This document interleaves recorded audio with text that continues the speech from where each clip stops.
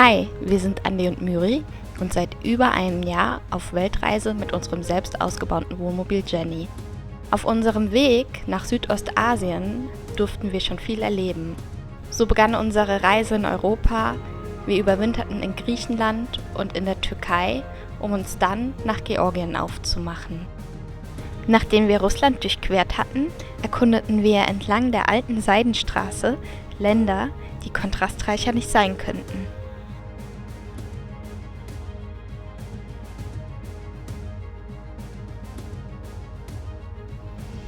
In der gesamten Zeit durften wir Höhen erleben und Tiefen meistern. Wir tauchten in Kulturen ein und lernten liebenswerte Menschen kennen, gewannen neue Freunde und hatten die schönsten Erlebnisse unseres Lebens. Kurz bevor in der Mongolei der Herbst anbrach, reisten wir nach China ein. Ein großes Ziel, das wir schon lange vor Augen hatten.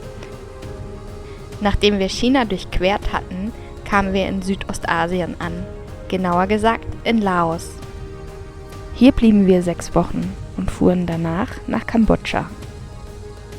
Nachdem wir es leider mit unserem Fahrzeug nicht nach Thailand hineingeschafft haben, bleiben wir noch etwas in Phnom Penh, kümmern uns um unser Auto und fahren dann mit dem Bus nach Vietnam, wo wir mit dem Auto nicht einreisen können. Dort verbringen wir eine schöne Backpacking-Zeit und erholen uns über Weihnachten und auch über Neujahr.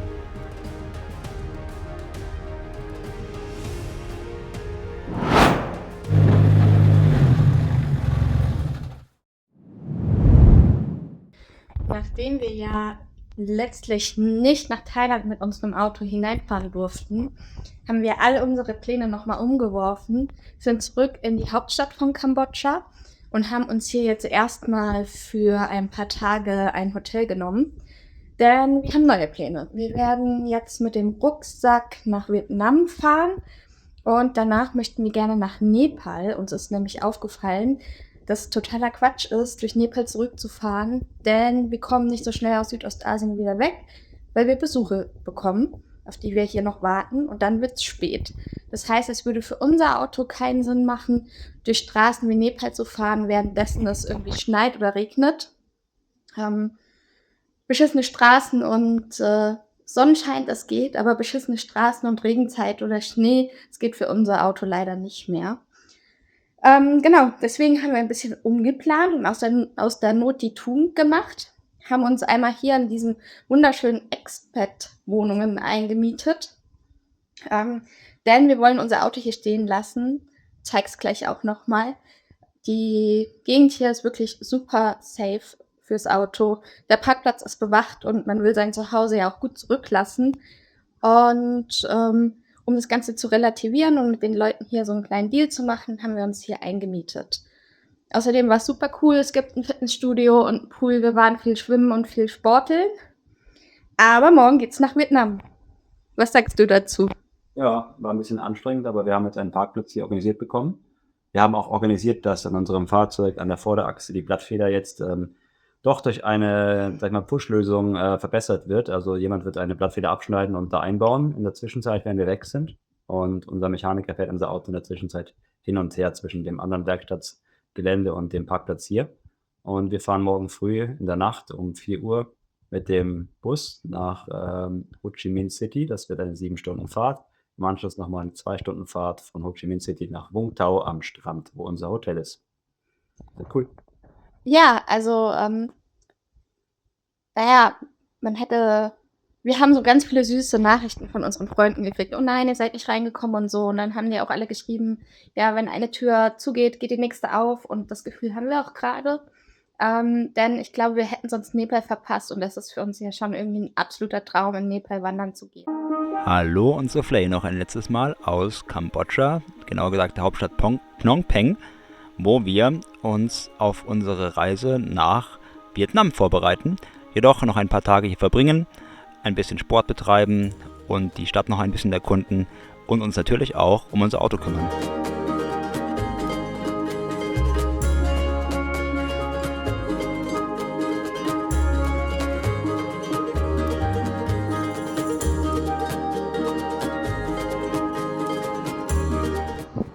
Also es ist absolut faszinierend, wie wenig hier Exit-Wohnungen kosten und umso länger man sich einmietet, umso günstiger wird das Ganze auch. Die sind mit dem maximalen Luxus, den man hier kriegen kann, ausgestattet. Also tatsächlich irgendwie für Unternehmen Leute hierher zu schicken, die dann hier Netzwerken, einen Job machen, irgendwie ihr Business oder das Business des Unternehmens voranzutreiben, ist hier schon gar nicht so teuer, haben wir festgestellt.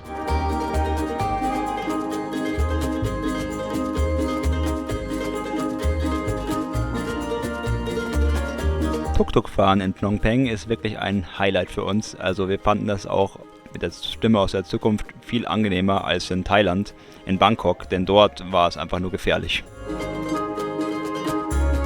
So sieht die Rush Hour in Kambodschas Hauptstadt aus.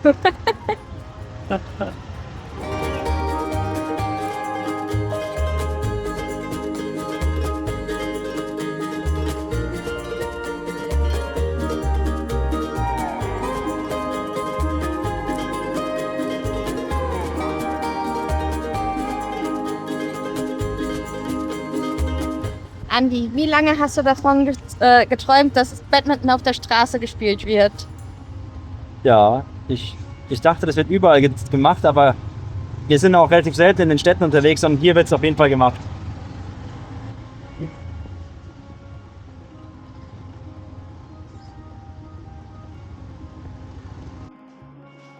So, letzter Gang zum Auto und dann fahren wir zu der Werkstatt, wo wir auf irgendeinem Hinterhof unser Fahrzeug dann stehen lassen werden. Den Autoschlüssel geben wir da auch ab, das heißt also, der kann dann beliebige Ausflüge machen mit dem Auto.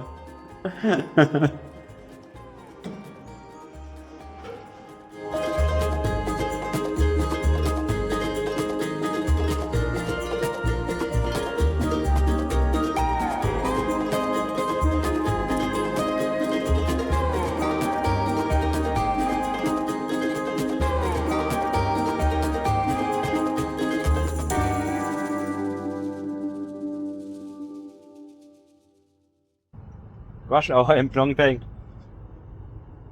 Alle quetschen sich irgendwie durch. Ja, am interessantesten ist immer die Tuk-Tuk-Roller-Fahrradspur. Also die gibt's nicht wirklich, aber die wird einfach gemacht.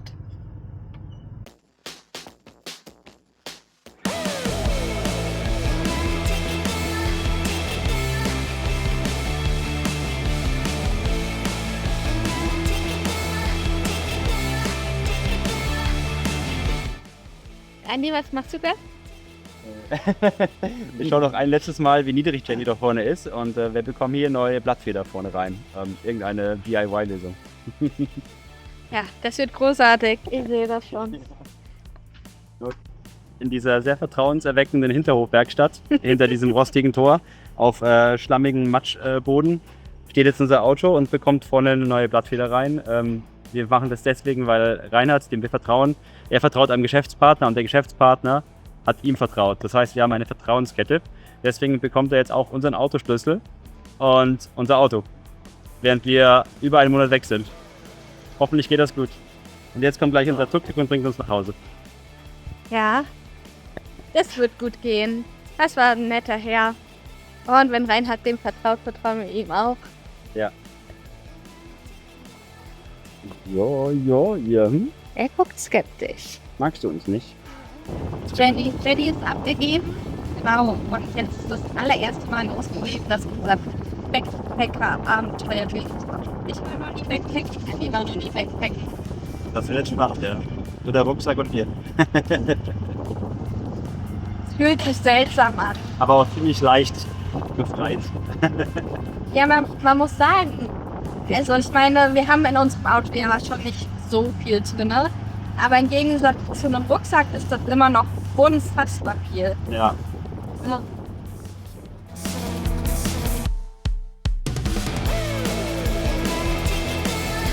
Nachdem wir unser Auto Jenny in vertrauenswürdige Hände gegeben haben, sind wir am nächsten Morgen mit einem Tuk-Tuk zum Busbahnhof gefahren.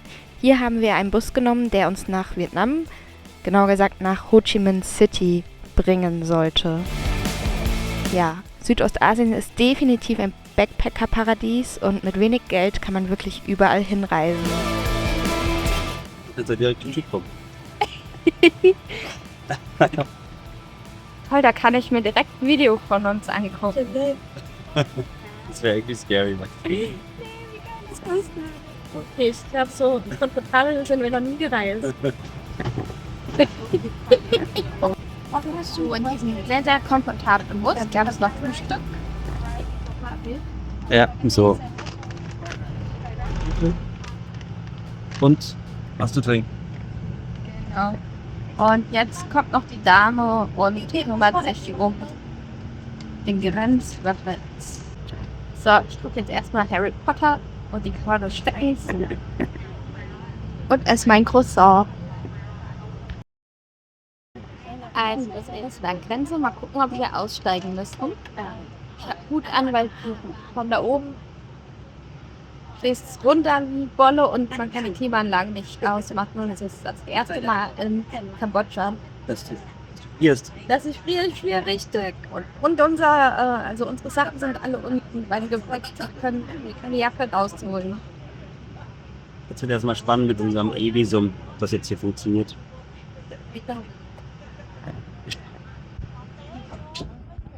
Und ich gucke natürlich immer noch Harry Potter, weil ist ja Weihnachten bald. Und was? Ausstempeln war einfach. Mal gucken, ob sie uns reinlassen. Jetzt haben wir keine Reisepässe mehr, die wurden gerade mitgenommen. Mit unserem E-Visum zusammen. Unsere Vermutung ist, dass die jetzt quasi noch auf der Vietnam-Seite angestempelt werden. Was für ein Service. Mal sehen, ob das wirklich so ist. Und in Vietnam. 6 Wochen haben wir in unserem Passport bekommen. Das heißt, wir können, ja, so lange bleiben, wie wir das eben vorgesehen hatten. Und jetzt gibt's Essen. Ja, VIP-Service in dem Bus hier. Wir konnten zwischen 3 Gerichten auswählen. Wir haben den Fried Rice genommen. Das war das vegetarische Gericht.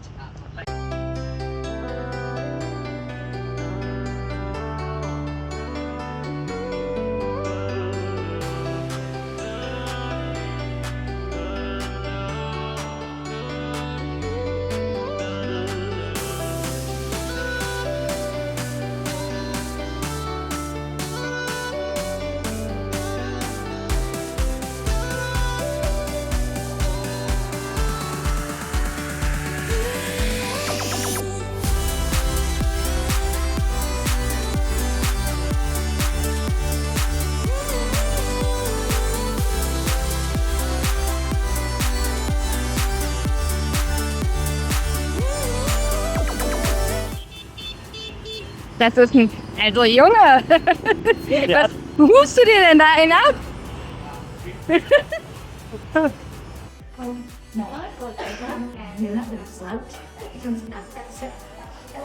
So, wir haben SIM-Karten.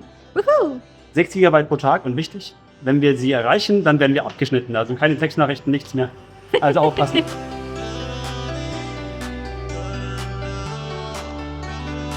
Gut, wir sitzen jetzt in der nächsten Busstation, der in das Bild war. Nach Wungtao. Und ja, das hat Anni wirklich wieder sehr, sehr gut recherchiert. Wir sind einmal dahin gelaufen und in 5 Minuten kommt der Bus.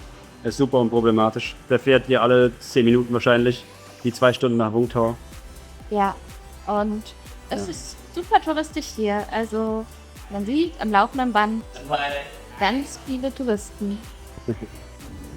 Das ist echt so einfach, in diesem Land mit dem Backpack herumzukommen.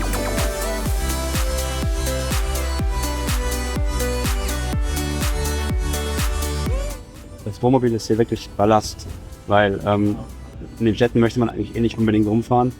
Und von den Städten aus kriegt man zu den nächsten Städten immer eine gute Busverbindung.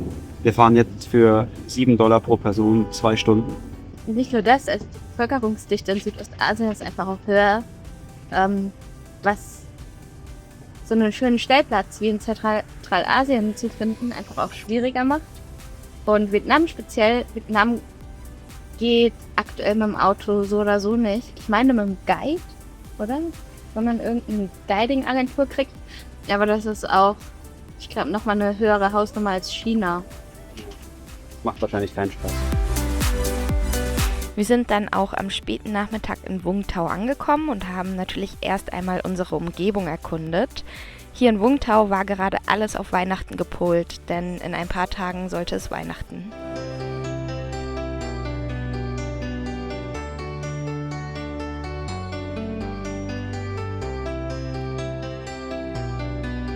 Da, in diesem großen blauen Gebäude, sind wir im 20. Stock einquartiert. Und hier ist das Meer.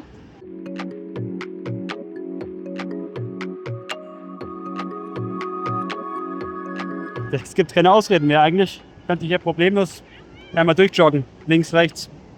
Das ist ideal, schön weicher Untergrund Und ewig geradeaus und flach. es wäre so toll als Vorbereitung auf Nepal. Naja. Mit 20 Kilo Rucksack.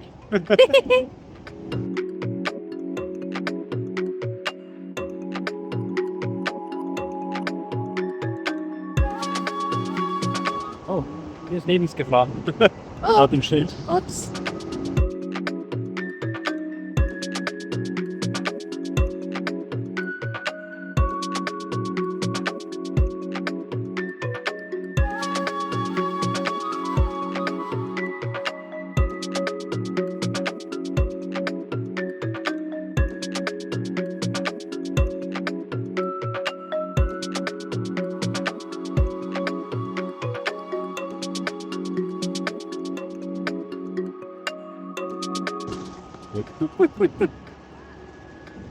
Ganz ohne Hilfe hast du das geschafft. Hui.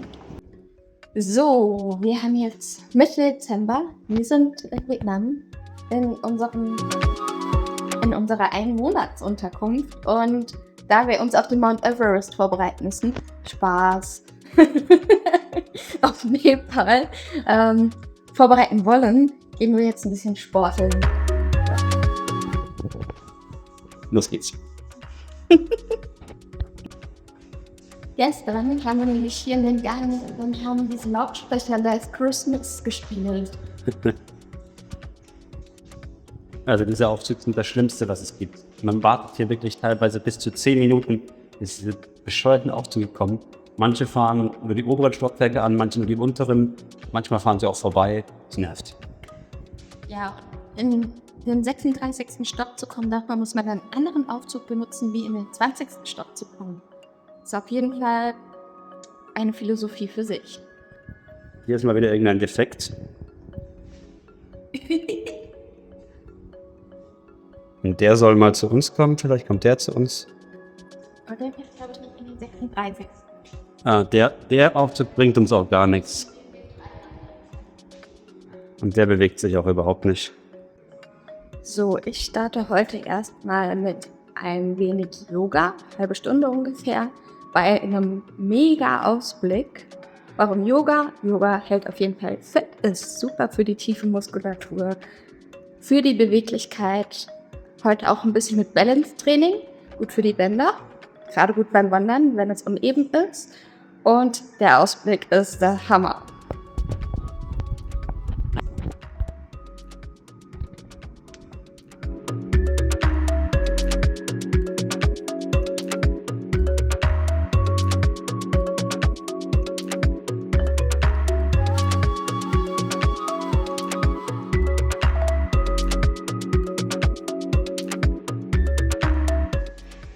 Wie gefällt dir deine Aussicht?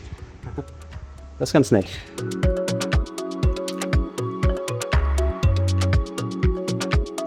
Guten Morgen aus Vietnam und wir frühstücken. Bin schon fast eine Woche hier und das Frühstück hat sich eingespielt. Es gibt meistens eine Kombination aus Steaks und Müslis, Zusätzen, Apfel und Joghurt und Orangensaft, Honig und Zimt. Ja, ganz lecker. Das Coole ist, hier ist ein Supermarkt um die Ecke und hier gibt's all das, was es ja oft hier auch in Südostasien nicht zu kaufen gibt. Einfach an Joghurt. Und das für erschwingliche Preise. Das finden wir gut. Ich habe die Packung schon weggeschmissen, aber das ist ein italienisches Tiramisu laut Originalverpackung. Jetzt steht hier irgendwas Vietnamesisches drunter. Ja, und es ist so sehr Tiramisu, wie ich Grieche bin. Wir gehen Kaffee trinken. Es regnet. Hoffentlich werden wir nicht nass. Wir warten gerade auf unseren Aufzug. Die Aufzüge sind hier ja eine Herausforderung. Und eigentlich brauchen wir auch noch Klopapier, immer dieses Klopapier, Wasser, Kaffee und es war noch was, was wir brauchen. Die deutsche Grundangst vor dem Ausgehen des Klopapiers. Wir sind hier bei unserem Host und trinken einen Kaffee.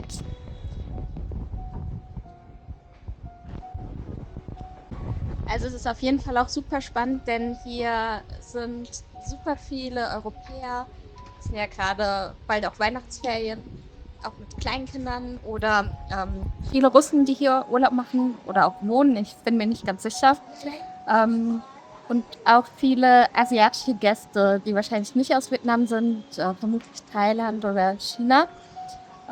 Und es ist super spannend, sich einfach nur hinzusetzen und das Ganze zu beobachten. Jetzt bin ich enttäuscht. Aus 10 Meter Entfernung sah das hier aus wie Glühwein. Aber es gibt hier Wein und man kann hier Zimt und Nelken, quasi Glühweingewürz, in so einem Päckchen kaufen. Orangen gibt es hier auch, also Glühwein steht nichts im Weg.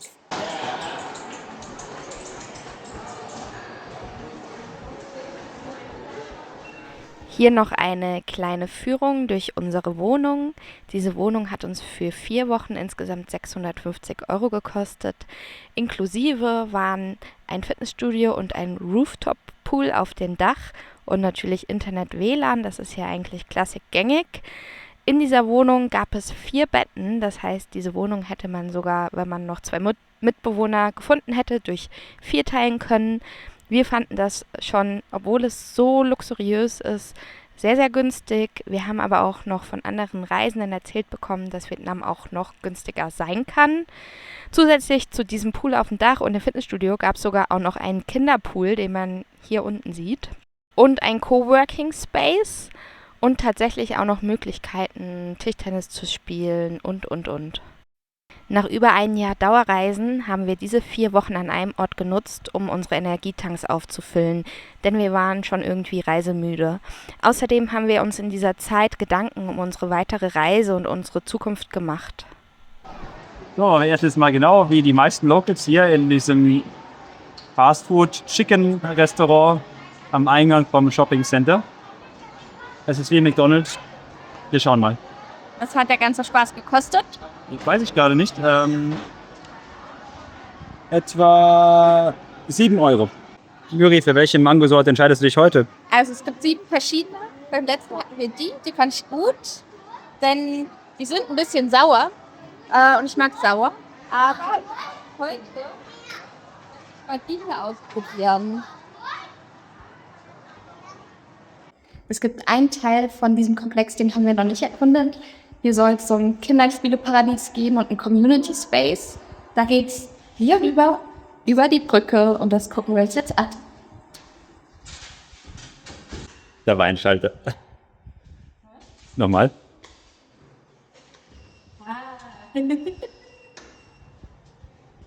So hochmodern, dass ich nicht mal hinkriege, eine Tür zu öffnen. Film war dort leider verboten, wir können aber sagen, es war schön. Also diese Anlage lohnt sich definitiv auch für Familien. Ich esse hier eine traditionelle Pho-Suppe. Die kommt mit so Reisnudeln, Rindfleisch und einer ganz leckeren Brühe, ein bisschen Gemüse und diesen frischen, hier Sprossen und auch das ist so Thai-Basilikum. Das isst man hier auch traditionell zum Frühstück. Aber ich esse es zum Mittagessen. Andi hat aus Versehen was Falsches bestellt. Was wolltest du haben und was hast du? Ich wollte Sommerrollen mit Hähnchen gefüllt. Stattdessen habe ich jetzt Nur Hähnchen. Heute ist der 23.12. Wir sind seit ungefähr jetzt 2 Wochen hier. Und heute ist der erste Tag, an dem mal so richtig krasses Beachwetter ist. Also es ist immer sehr warm, immer irgendwie zwischen 25 und 30 Grad. Aber in den letzten 2 Wochen war es immer bewölkt. Und jetzt scheint mal die Sonne. Und jetzt sieht der Strand komplett anders aus. Und was machen wir heute, Andi? Wir erkunden zum ersten Mal nach seit 2 Wochen diesen Ort. Das sind ja spannende Sandwiches, ne? Was sind 94.000? 3,50 € haben wir jetzt gezahlt für 2 Kaffees und 2 Sandwiches. Wir sind mal ganz gespannt, wie groß die sind. Ja. Und weil heute ist ein ganz besonderer Tag.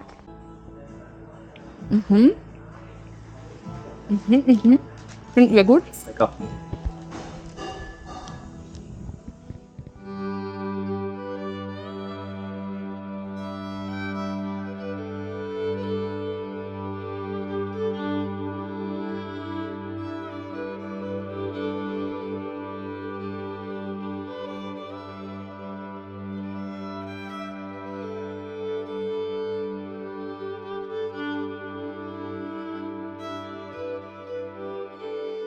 Einen Tag vor Weihnachten gab es hier an dem Strand auch riesengroße Feiern von Betrieben oder Unternehmen.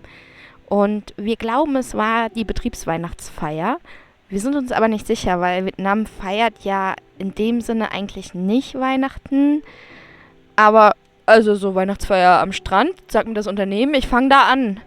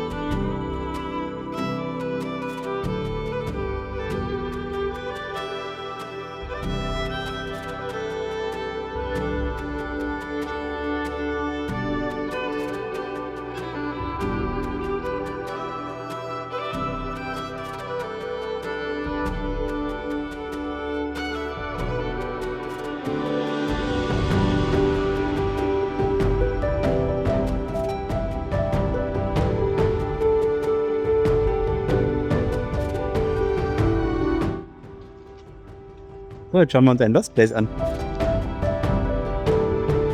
Wir haben uns an diesem Tag die Zeit genommen, Vung Tau mal zu Fuß abzulaufen. Es ist ein schöner Mix aus alt und modern. Zum einen sieht man hier verlassene Hotels, zum anderen wird ganz viel neu gebaut. Der Strand ist wirklich schön und lang und teilweise hat man sogar das Gefühl, dass man noch vor einem alten Bunker steht. Für uns war es der perfekte Ort, um mal richtig runterzukommen.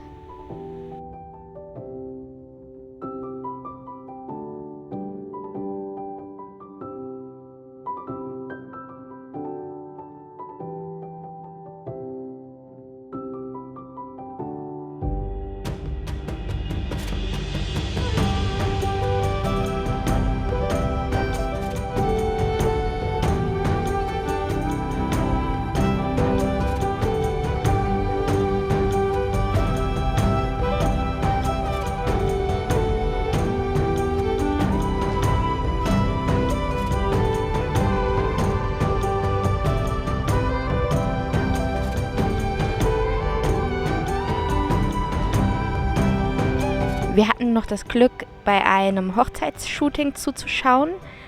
Und man muss dazu sagen, in Südostasien, teilweise auch in China, werden diese Shootings Wochen vor den eigentlichen Hochzeitstagen gemacht. Man bucht dann an diesem Tag einen Fotografen und geht mit denen eben auf einen Fotoshoot.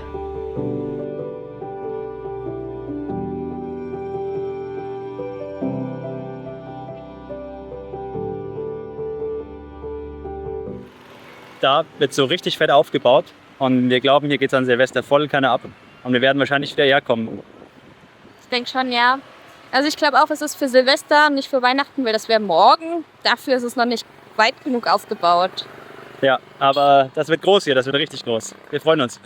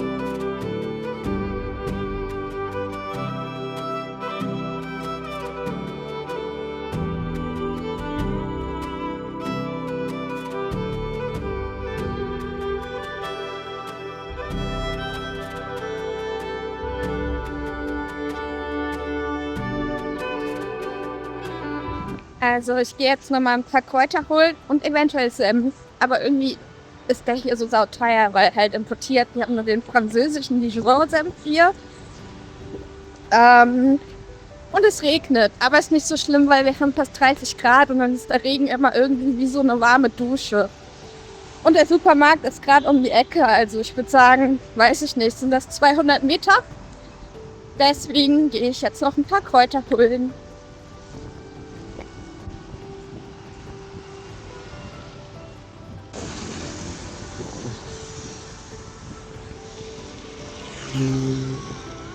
Ja, normalerweise kommt man hier echt easy peasy rüber, aber heute wollen beim Regen alle Roller fahren.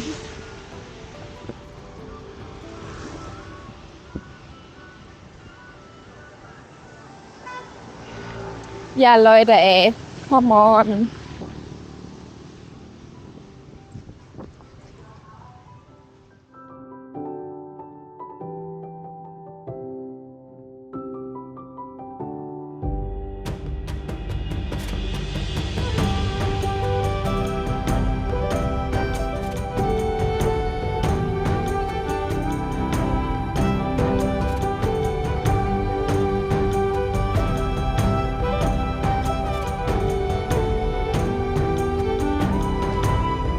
Heute ist der 24.12. und obwohl es hier in Vietnam richtig gutes Essen gibt, dachten wir, dass wir zu Weihnachten was Traditionelles machen und haben uns für Kartoffelsalat mit Würstchen entschieden. Und zum Glück habe ich hier eine gut ausgestattete Küche und nehme das Ganze mal auf. Wir haben übrigens auch einen Weihnachtsbaum. Und zwar ist das hier dieses kleine buddhistische Ding. Auf jeden Fall sind hier so Knoblauchzehen reingearbeitet. Ich weiß nicht, was das heißt. Vielleicht wird sowas auch zu Neujahr geopfert, aber ich dachte, es ist Gold und bunt. Und hier gibt es noch einen kleinen, man könnte es als Weihnachtsmann interpretieren. Und auf jeden Fall, ich glaube, das Knoblauch ist da drinne, damit wir im nächsten Leben gesund bleiben.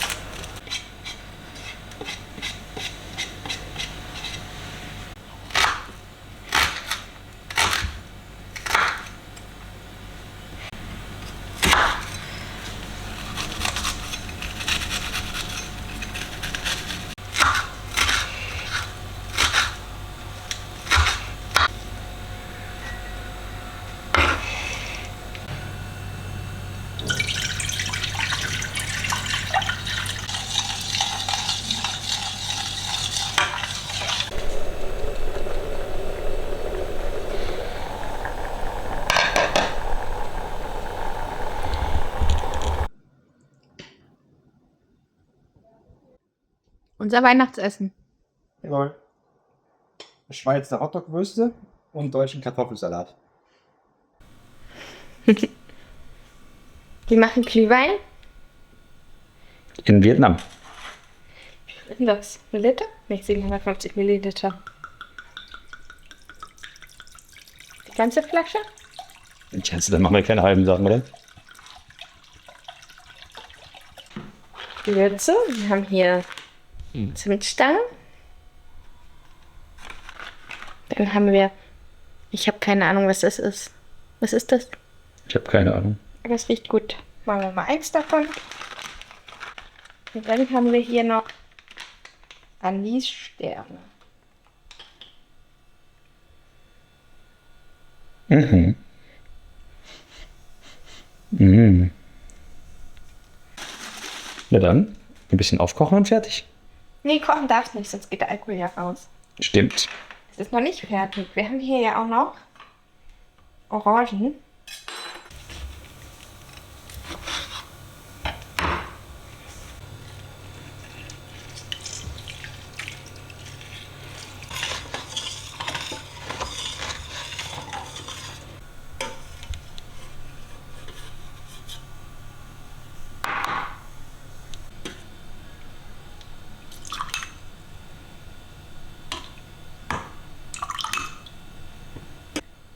So. Ab geht's auf die Terrasse. Glühwein.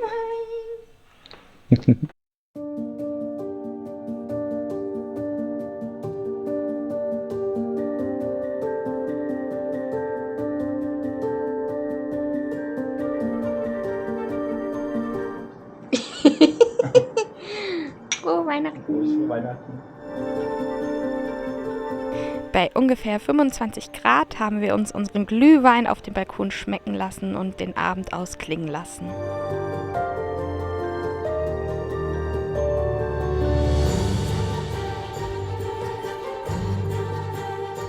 Das neue Jahr hat noch weniger als 2 Stunden, Also zumindest hier in Vietnam, Aber- in Deutschland nicht. aber wir haben Pommes mit Butter und mit Zucker. Das hatten wir noch nie. Das ist auf jeden Fall sehr spannend. Ich möchte probieren. Aber ich mache das nur mit Butter, ja? Keine Ahnung, was man mit der Butter macht, aber ich vielleicht sowas hier.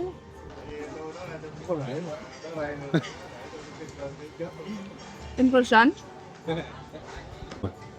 Tofu, Nudeln mit Beef, Nudeln mit Beef.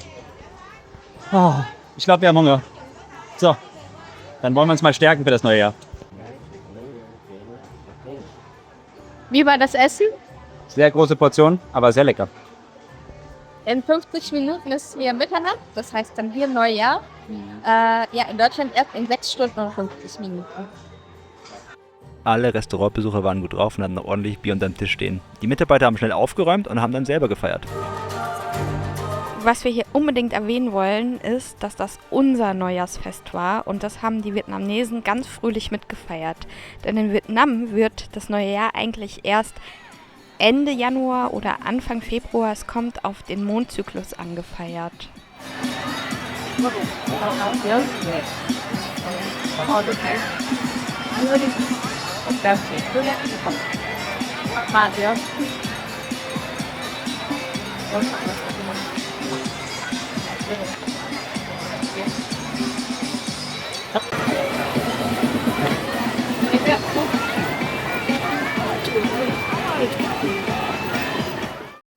Wie man hier sieht, war alles bunt und weihnachtlich beleuchtet und die Menschen sind ausgegangen und haben wirklich wunderschön mitgefeiert. Was ich aber am allerschönsten fand, war, dass es nicht so viel Feuerwerk gab. Und das finde ich super, denn es gibt super viele Straßen, Hunde und Katzen und für die ist das natürlich mega beängstigend.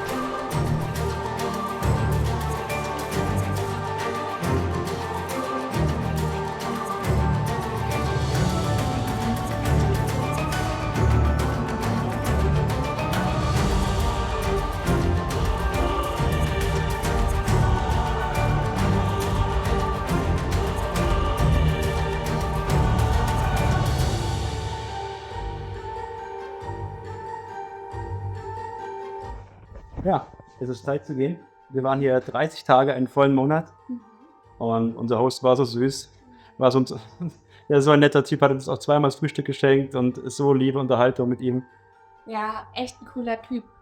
Und wir freuen uns schon, wenn wir ihn mal in Österreich oder so sehen. Hat er gesagt, er möchte gerne die Schweiz oder Österreich.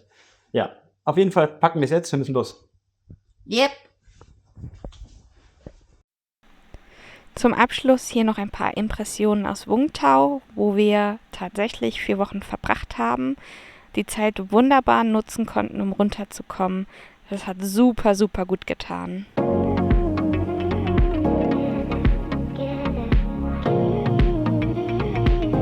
Wir waren nun schon über ein Jahr auf Weltreise unterwegs und auch wenn sich zuletzt unsere Geschwindigkeit in Südostasien ein bisschen verringert hatte, hatten wir doch einiges aufzuarbeiten und überhaupt uns nochmal Gedanken zu machen, wie es weitergehen soll. Denn wir hatten nur Pläne bis zur Grenze nach China geschmiedet, wo wir dann eben unseren Termin hatten mit der China-Durchquerung.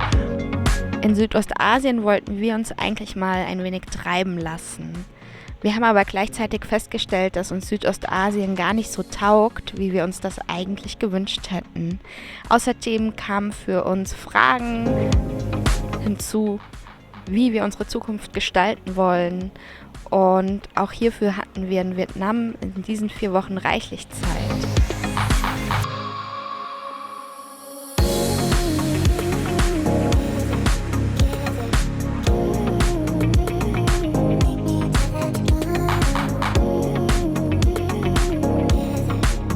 Nach dieser wohltuenden Pause in Vung Tau zog es uns zurück nach Ho Chi Minh City. Vietnam hat eine bewegte Vergangenheit und uns wurde klar, wir haben wenig in Deutschland im Geschichtsunterricht dazu gelernt. Deswegen wollten wir uns damit nochmal auseinandersetzen. Bevor wir dies zeigen, sagen wir jetzt aber erst einmal Ciao, Tschüss und auf Wiedersehen.